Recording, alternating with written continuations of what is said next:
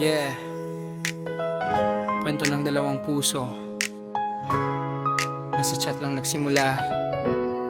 Yeah, scroll lang ako, wala namang inaasahan, hanggang sa makita ka parang may kakaiba sa'kin na naramdaman. Nag-chat ng hi, simpleng simula, di ko alam ikaw na pala magiging pahinga. Akala ko laro lang pampalipas oras, pero bakit sa'yo parang ayaw ko nang kumalas. Sa bawat reply mo may kilig na dala, di ko na malayang nahuhulog na pala.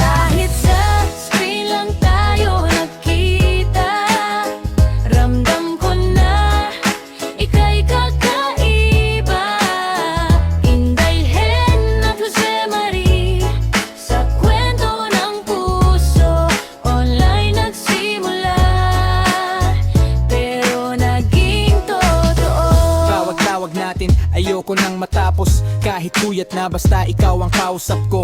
Di man kita mahawakan, da makita sa salita. Ikaw ang dahilan kung bakit ako masaya. May tampuhan minsan, may konting selosan, pero di hinahayaan na tuluyang iwanan. Kasi sa dami ng tao sa mundong magulo, ikaw lang yung pinili kong mahalin ng buo. Paano kung magkita na tayo? Baka mas lalo pang tumibok to. Kahit may kaba, handa akong sumugal, basta ikaw, hindi na ako aatras. Kahit sa screen lang tayo nagkita, ramdam ko na ika'y kakaiba.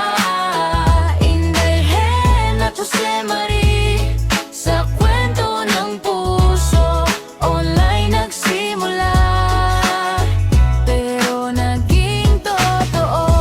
Di mamadali pero di susuko, sa bawat laban ikaw pa rin ang gusto. Darating ang araw, magkikita rin tayo, at lahat ng chat magiging realidad na totoo. Yeah, Inday Hen, Jose Marie. Hindi lang sa screen kundi sa puso.